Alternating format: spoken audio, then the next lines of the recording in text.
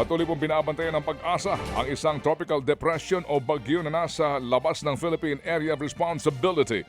Ito'y huling namataan 1,980 kilometers sa silangang bahagi po ng extreme northern Luzon. Malayo po't wala pang direktang epekto ang naturang sama ng panahon sa ating kapuluan. Pero asahan po daw ang maulap na kalangitan na meron pong mga ilang bahagi po ng bansa dahil pa rin po sa hanging habagat. Kabilang dyan ang Metro Manila, Ilocos Region, Benguet, maging ang mga lalawigan sa Central Luzon at Calabarzon. Magiging maulan din ho naman daw sa Mindoro at sa nalalabing bahagi po ng Kabisayaan at maging sa Luzon. Sa kaugnay na balita, mga kapatid, muling nagsuspinde ng klase ang ilang lugar sa bansa. Bunsod pa rin po ng masamang panahon na dala ng habagat. Walang pasok sa lahat ng antas sa Bawang La Union. Kasama rin po dyan ang bayan ng Balagtas, Kalumpit, Hagonoy at Paumbong sa Bulacan. Maging sa Apalit sa Pampanga. Wala namang face-to-face classes sa ilang lugar sa Pangasinan, kabilang na po dyan ang Binmalay, Calasiao at Dagupan City. Pati na rin sa Bulacan, Malolos City at Obando. Suspendido rin ang face-to-face classes sa ilang bayan sa Pampanga, kagaya po yan ng Candaba, Guagua, Masantol at Minalin. Nagsuspinde rin ang face-to-face classes sa ilang paaralan sa Baliwag sa Bulacan. Pati na rin sa ilang eskwelahan sa Bacolor sa Pampanga. Mula naman preschool hanggang senior high school ang walang pasok sa Abra at Benguet. Maging sa San Luis, Pampanga, Aguilar, Pangasinan at sa Montalban, Rizal. At mga kapatid, sa oras na 6:33 na po ng maganda pa rin. Magandang Wednesday morning. Praise God. Thank you. Ginamit daw po sa Christmas parties at tree planting activities ang ilan po sa pera na sakop nga po ng confidential fund ni Vice President Sara Duterte. Yan po ang bagong nadiskubre sa muli pong pagsalang ng testigo at ng COA auditor na si Zylene Del Ocampo sa impeachment trial kahapon. Ayon kay Del Ocampo, nagbigay po raw ang Office of the Vice President ng karagdagang dokumento matapos po silang isyuhan ng notice of suspension dahil po sa paglabag umano sa paggamit ng pera noong pong December 2022. Ang kaso hindi pala pasok sa joint circular o yung pong patakaran sa Confi funds ang mga inilagay na activities at kung saan po ginasta ng OVP ang pera. Meron po dito December 17, 2022, Christmas activity in Happy Land, Tondo, Manila. Christmas activity and exploration meeting of Extension Office Barangay 101 in Tondo, Manila. Pasasalamat and update meeting TODA in Barangay Batasan Hills, Quezon City. May mga activity po dito na pasasalamat, coordination meeting, may mga tree planting po, distribution of wheelchairs, gift giving, medical mission, at iba pong activities ng mga satellite offices po ng Office of the Vice President. Yan ba ay pinapayagan sa sinabi mong definition ng confidential funds? Hindi po. Hindi po. At yan po ang tinig ni na Attorney Lorna Gabunan at ni COA Auditor Zylene Del Ocampo. Agad naman pong kumambyo dyan ang defense team ni VP Sara. Niliwanag po nilang direktang ginamit daw ang pera para sa Christmas and tree planting activities. Ang ginastosan po daw ng pondo ay para masiguro ang seguridad ng mga aktibidad.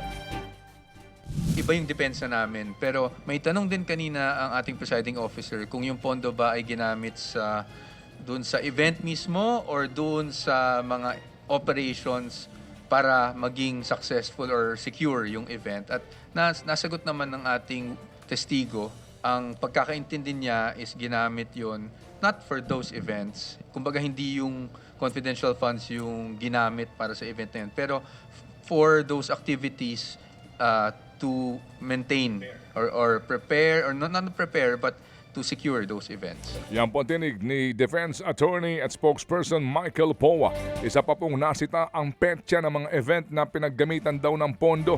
Ginawa kasi ang naturang mga aktibidad noong December 15 hanggang 18, 2022.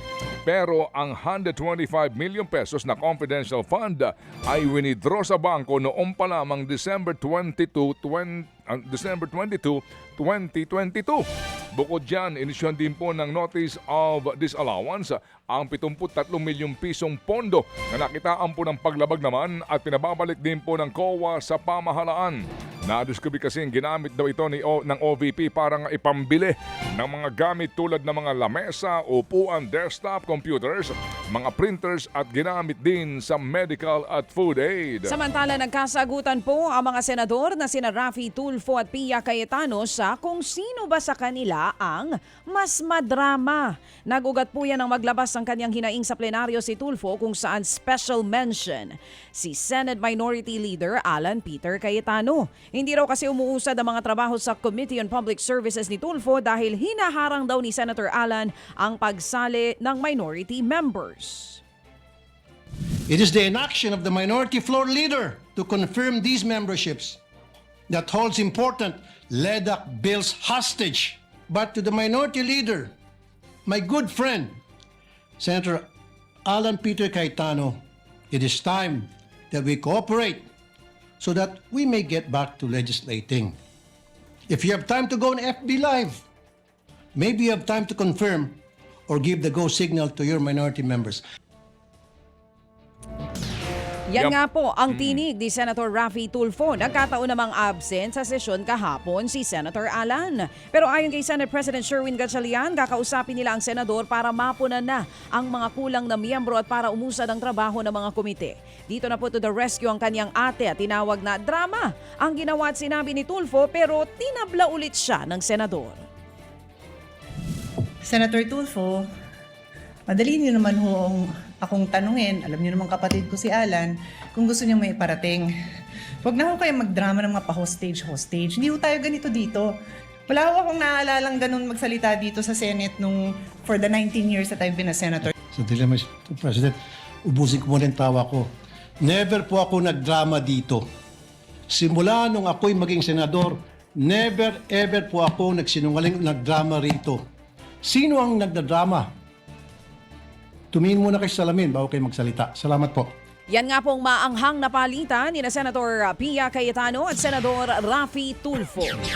Naisampa na po sa hukuman ang kasong grave threats laban kay Vice President Sara Duterte.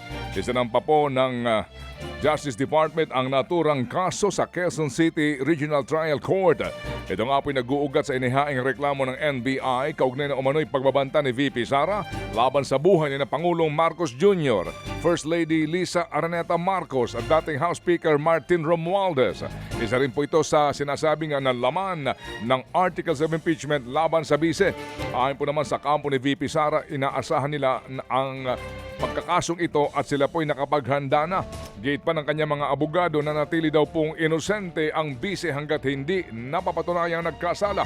Kumpiyansa puro silang ito'y mababasura lamang. Hindi rin daw dapat maaaring kasuhan ang bise na isang impeachable official para sa isang paglabag na pareho pong batayan sa impeachment case na kanyang kinakaharap ngayon. Mga kapatid, patuloy po kayong tumutok sa 105.9 True FM para sa totoong balita, impormasyon, music and entertainment. Mag-subscribe sa aming YouTube channel at podcast at sundan nyo kami sa Facebook, Instagram, X at TikTok sa True Network PH. Bisitahin din po ang aming official website, truefm.ph. At panoorin din kami sa True TV Signal, Channel 19. Kami po ang 105.9 True FM. Laging true sa'yo, kapatid.